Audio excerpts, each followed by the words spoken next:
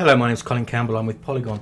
You're looking at XCOM 2, the sequel to Firaxis turn-based strategy game, which is coming out in February next year, February the 5th in fact. And we recently got hold of some footage of the game. We had a little play of the game at Publisher 2K offices.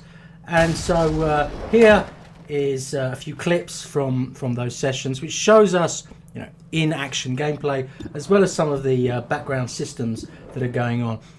At the end of the day, this is XCOM. This is very familiar in terms of mechanics. There are some fairly significant changes to how the game plays. But the big change, I think, is the world in which you play.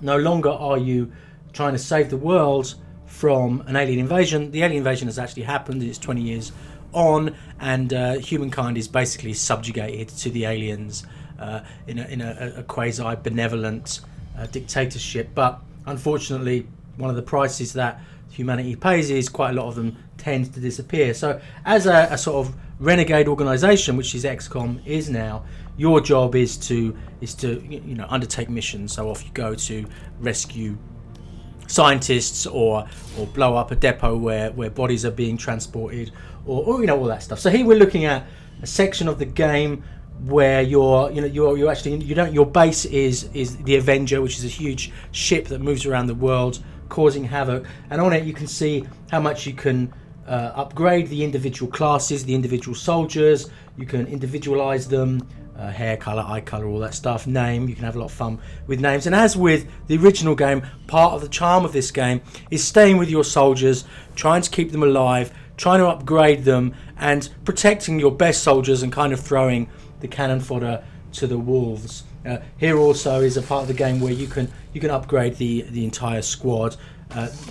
There is a big, if you haven't played XCOM, there is a big strategic overlay where you're spending quite a lot of time researching new technologies and upgrading your soldiers and your squads and improving them, choosing which missions to play, and part of that also unspools the story as it moves along, as your technology increases and as your missions become more and more difficult. And here is a mission that we're going to take on to extract and engineer from the clutches of the aliens.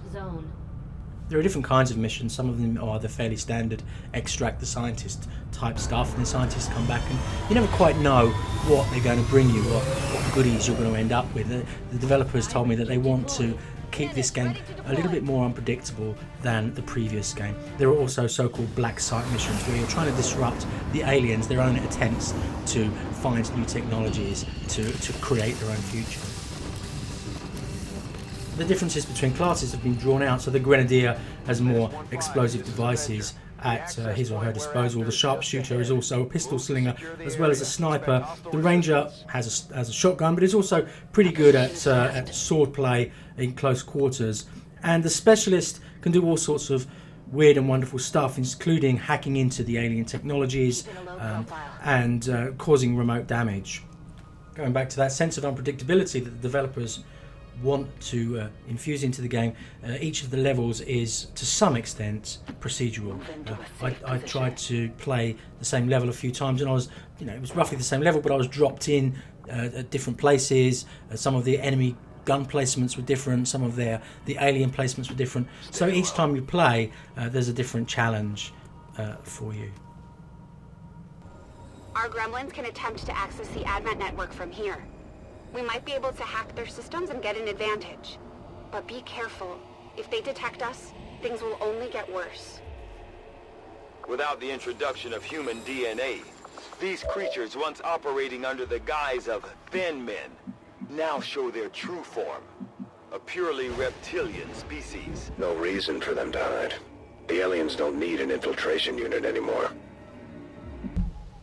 For those of you who haven't played XCOM before, it's a turn-based strategy game. You take each of your individual units and you have a certain number of moves, and you can use them, generally speaking, to move them into position and then to take a shot at the enemy usually from a position of cover. Or you can move them to places and have them take in a defensive position wherein if they come under attack, they can defend themselves, or they can defend their allies.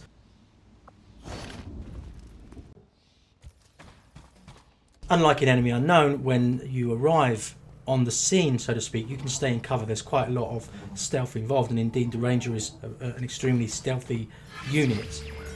But of course, once you're discovered, then the aliens will converge on you, and they're not stupid. I played this game and found it extremely challenging, and quite a few times I failed in my mission. Here is some footage of another way to get through the game, which is to hack into their devices and even their units to take them over. The unit you're looking at is an Advent mech, which is, Advents are human collaborators who work with the aliens. Some of them have got alien DNA in them. The aliens themselves have taken over human DNA in order to cope better with working on planet Earth and with defeating human warriors. The aliens, there's some really interesting, nasty aliens out there. I do like the Viper unit that you saw earlier. There has to be something more we can So as I said earlier, I took quite a lot of scrapes fighting in these. You can see the remnants of my squad here after one of my scraps. And when you get back to base, you can lick your wounds, find new warriors, upgrade the ones that you've got, and also you can go into a special place to honour the fallen warriors. XCOM 2 is coming out on February the 5th. To honor our fallen soldiers, Commander. It's not much, but it gives our people a chance to pay their respects.